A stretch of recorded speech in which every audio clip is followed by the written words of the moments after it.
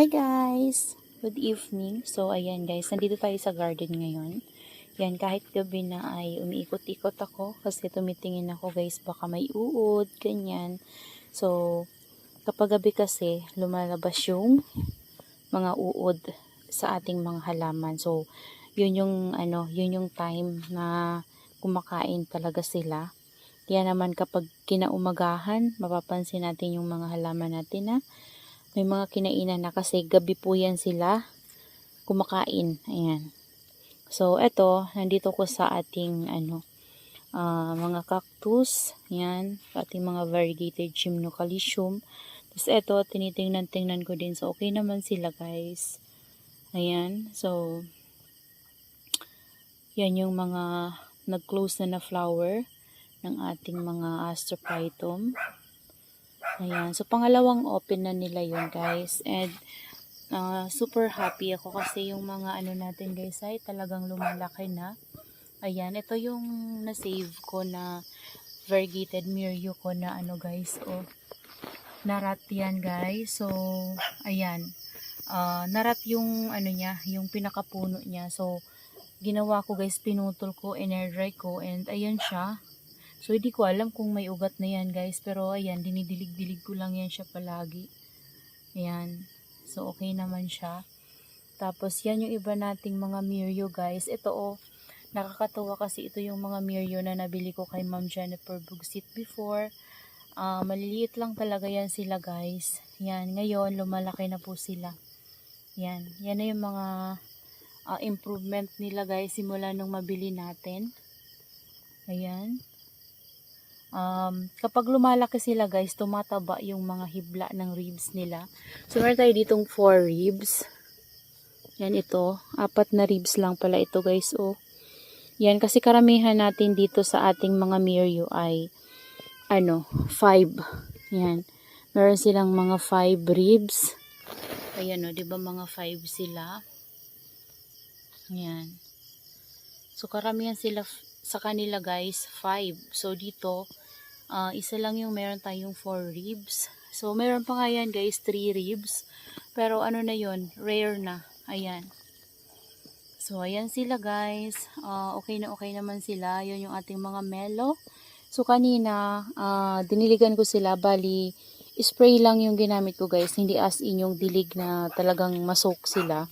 So, ginawa ko spray lang. Kaya kung mapapansin nyo, basa-basa yung mga top nila guys kasi nisprayhan ko sila. Yan, ganyan po yung ginagawa ko palagi. Ito guys, tingnan nyo oh. Laki na nito oh. Yan, nakakatuwa kasi ang lalaki na talaga nila. So, mapapansin nyo guys kapag may growth ang inyong gymno, kapag ganito siya, meron kayong nakikitang bagong usbong ng tawag dyan yung tinik. Ayan guys, oh, di ba may tinik siya na parang puti dyan sa gitna. Yan ay bagong usbong nila. And feeling ko guys, magkakaroon to ng flower. Yan oh, yung mga umbok-umbok na yan guys ay para siyang bubulaklakan. Kasi may nakita ako dito kanina. Para siyang bubulaklakan na talaga guys. Saan na ba yun? Nakalimutan ko na kung saan. Kanina kasi nagtitingin-tingin ako habang nagdidilig. So, may nakita ako na bubulaklakan. Parang ito. Ito ata yun guys. So, ayan siya. So, kung titingnan nyo, para siyang balbon. Pero lumalaki kasi guys yung niya, yung balbon niya. So, parang magkakaroon siya ng bulaklak. Ayan, ito din. Ayan o. Ayan. So, kunti pa lang sila guys na nagkakaroon ng mga ganyan. Ito din o. Ito yung gustong-gusto ko na free sa akin ni Sir Ching Yancy. Sobrang ganda. Ayan o. Para siyang bubulaklakan yung mga white na yan guys. So, abangan natin yung flower niyan guys. Kasi parang ang dami nilang mamumulaklak. Yan. Sa isang ganito, yan. Kung sa isang ganyan, lahat ng white na yan guys, yan sa top nila, bulaklak, di ba ang dami? Yan, tingnan natin guys. So, hindi pa kasi namumulaklak sa atin itong ating mga variegated gymno. So, meron ditong namulaklak sa akin before. Nung una pa lang ako nag-aalaga ng mga succulent. So, meron ako talagang isang cactus dito na gymno. Ito yun siya guys. Yan, nagbigay siya ng baby sa akin ngayon na variegated. Maraming babies yan before. Pero, hindi siya variegated. So, parang ito yung tinatawag nilang ordinary gymno lang. Black gymno ata yun. Ayan. So, nagkaroon siya ng baby na variegated. So, ngayon lang yan guys. Nagbigay ng ganyan. So, lumalaki na rin siya. Ayan, kasi before guys, hindi ko yan napapalaki kasi nilagay ko yan sa ROS tapos hindi ko naman inaalagaan. Pero namulaklak yan sa akin before. Yan. Sunod-sunod yung pamumulaklak niya. So, kailangan pala guys, niliripat din sila. So, ito, naalagaan ko sila sa dilig. So, kapag alaga po talaga sila sa dilig, mabilis po silang lumaki. Ayan. Kaya naman, para sa mga gustong mag-alaga ng mga cactus na ganito guys, mai-recommend ko sa inyo na pwede kayong gumamit ng malalaking pot. Yan. Kunyari ito, 'di ba? Yan, kunyari ito. Ito, 'di ba? Oh, nilagay na natin sa malaking pot para hindi na tayo ripat ng ripat. So, itong mga cactus natin na to, before talaga itinanim natin sa malalaking pot. Kagaya nito guys, so 'di ba? Ayan mga yan, maliliit lang yan dati and lumaki na talaga sila sa pot na yan kasi malaki yung pot nila. So, alaga pa natin sa dilig. So, mas mabilis silang lumaki. Ayan o. Ganda ng kulay. So, kapag ganun guys, mabilis silang lumaki kapag nasa malaki na silang pot. Hindi naman sila guys, maarte. So, nung una kasi nating pag-aalaga sabi nila itanim lang sa maliit tapos ang pagdilig parang ginagaya din sa succulents. Pero pansin ko guys nung observation ko sa kanila guys simula nung mag-alaga tayo ng mga ganitong cactus guys, mahilig po sila sa water sa akin. Ayan. So mahilig sila sa water. Pansin ko kapag palagi ko silang dinidiligan mas mabilis po sila lumaki. Kaya ayan tingnan nyo guys, so malaki talaga yung mga natin. Tsaka mas prepared ko talaga na itanim sila sa sa mga single pot na malalaki na para hindi na ako magre-repat. So kapag ganun yung tinamnan ko, mas mabilis sila guys lumaki. Tingnan nyo ito Nung niripat ko sila dito sa mga ganitong pot natin, ayan, bigla silang parang bigla silang lumaki. Ayan. Tapos naalagaan natin sa dilig. Biglang lumaki. Ito nga biglang butsyog. Nandun yan guys sa natin ginawang sakura tree. Kaso lang, tinanggal ko ulit doon. Kasi may nakuha ko doon na isa na nagrat. Yung maliit. Yan. So, doon kasi banda sa paglalagyan ko, palagi talaga doon nababasa. Tapos minsan nagdidilig pa ako. So, hindi ko mapansin na basang-basa. At saka sobrang laki ng ng pot na yun guys, yung palangganan natin na kulay itim, sobrang laki nun. Kaya siguro nasobrahan na talaga siya sa water. So, or kaya nagkaroon siya ng sakit. Hindi ko naman alam kung anong nangyari sa kanya. Kasi yung mga kasamahan niya guys, isa na rin ito dun guys. So, okay naman sila. Yung iba nga nandun pa rin So, kinuha ko lang yung malalaki na talaga. Yun yung kinuha ko para mailipat ko sa mga single pot. Ayan, so, nandun pa rin yung iba nating maliliit. Yan, so, pansin ko talaga sa kanila guys, okay lang sa kanila na itanim nyo sila sa big pot. Yan, kasi, mas makakagrow po yung roots sila, mas mabilis silang lumaki.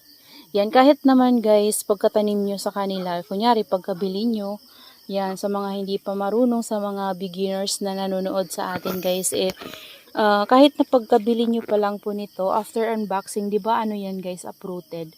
So, after nyo siyang ma-unbox, tanggalan nyo lang guys ng roots, yung mga old roots nila na, yung maninipis, yan, yung maninipis, hindi na yun guys, buhay. So, patay naman na yun. So, linisan nyo lang, tanggalin nyo yun. Tapos, itanim nyo lang siya guys, and then, bigyan nyo na siya ng water. So, lagi nyo po yun i-mist. Tapos, ilagay nyo lang po sila sa shaded area. Mabubuhay na po yan sila guys. Ang bilis po nilang lumaki, lalo na nakalagay na sila sa mga single pot na malaking pot. Ayan tingnan nyo naman guys. Diba? Ito, ang laki na niya Grabe, nakakatuwa guys. Sobrang nakakatuwa. Kasi before, akala ko mahirap nga silang alagaan. Pero, ngayon, hindi ako nahirapan sa kanila. Kasi lalo na guys, kapag stable na talaga sila, mabilis talaga silang lumaki. Ayan, ito, feeling ko mamumulaklak to guys. Ayan, oh, parang may buds na siya. Ang ganda. Oh, ang laki nito, oh. Sobrang laki niya na. Yan, halos lahat sila guys, lumalaki na talaga. Kahit yung ating mga astro guys, oh. Yan, oh. Hindi lang kagandahan yung pagkuha natin ng video kasi, tawag dyan, gabi. Pero, yan, sinishare ko lang sa inyo guys. Yan, so habang umiikot-ikot kasi ako, naisip ko lang na mag-vlog tayo para ma-share ko sa inyo yung experience ko dito sa ating mga gymnocalcium at saka sa ating astrophytum para sa mga beginners natin na hindi pa alam kung paano sila buhayin. Yan, hindi po ako expert, sinishare ko lang po sa inyo yung na-experience ko sa aking mga halaman na to. Yan, mabait po talaga sila at mahilig po sila sa water sa akin. Ngayon nga pong summer, pag nagbibigay po ako sa kanila ng water ay 3 to 4 times po sa isang linggo. Yan. Tapos, kapag sinisipag naman ako guys at mayroon talagang water dito sa greenhouse ko, kasi nga nag-iigib dito, so hinahakutan talaga dito ng tubig. So, kapag may water naman talaga ako palagi guys, lagi ko po silang ini-sprayhan araw-araw. So, minimist ko po sila kasi feeling ko kapag ganun, nare-refresh sila. So, mas maganda silang tingnan kapag guys, nare-refresh. So, parang tayo, 'di ba, kapag nakaligo tayo presko. So, parang ganun yung tingin ko sa kanila. Parang ang happy nila sa ganun. Kaya tingnan nyo yung mga natin, no? Oh, nagsisilakihan na guys. Sobrang nakakatuwa. Ayan. So, ganyan po yung ginagawa ko sa kanila palagi. Kahit yung nasa ganito natin, okay lang naman din guys na itanim natin sila sa mga community pot. Yan, kagaya nito. Ayan o, ito maliliit pa to dati pero ayan o, lumalaki na rin sila. Pero kung ako talaga papipiliin guys, mas prepared ko yung itanim sila sa mga single pot kasi ayan o, kung mapapansin nyo, yung mga nasa single pot natin, mas mabilis silang lumaki. Ewan ko kung bakit pero ganun yung napapansin ko. Pero dito naman, okay din naman sila guys. Ayan, lumalaki na din sila oh. Yan, depende din siguro guys sa pag-aalaga natin. Ayan, sa pagwa-water natin. Nasa pagtutubig talaga guys yung sekreto kung paano natin sila mas mabilis na mapalaki. Ayan, so ito lumalaki na rin sila. Yan, ito nga guys, tinabingi ko na to. Kasi nagdidikitan na talaga yan sila. So, ginaganyan ko to. Ayan. So, dikit na. So, ayan. So, itong mga nandito kasi natin guys sa mga pot na to. Ayan, sa community pot natin na to. Ayan, papunta yan doon. So, meron tayong 5 na ganito. So, yung mga nilagay ko dito ay yung mga nabili natin na maliliit lang. Ayan, maliliit pa yan sila before. Ayan, nung nilagay natin dyan. Pero ngayon, lumalaki na rin sila guys. Ayan. Ay, so, yan yung itsura nila kapag gabi, oh. Yan, hindi nyo lang masyadong ma-appreciate kasi nga, madilim. Madilim dito, ha. Meron tayo ditong naka-ilaw, solar. So, yun yung, nakakasinag ng, dito, guys, liwanag. Ayan. So, yung dito naman banda, guys, so, ako dito, nag-rearrange ako dito. And, yung dito banda, binakant ko kasi, may ilalagay ako dito mga ceramic pot. So, may nabili kasi akong ceramic pot and dito ko siya ilalagay sa taas nito. Yan. So, tatanunan ko siya ng succulents. Siguro mamimili ako ng mga succulents natin na nandyan. Ayan o, din ako guys, nag-spray ako dito. Kanina lang. Yan, bago tayo mag-vlog. Nag-spray ako dito. Nisprayan ko itong ating mga succulents. So, yan guys, yung bagong ayos ko sa kanila oh. Yan, hindi lang maganda tingnan kasi gabi. Pero, ipapakita ko to sa inyo guys kapag umaga. Yan, naayos ko na to yung dito. Dito na lang sa taas yung wala kasi yan talaga binikan ko para sa mga ceramic pots natin. And, ayan.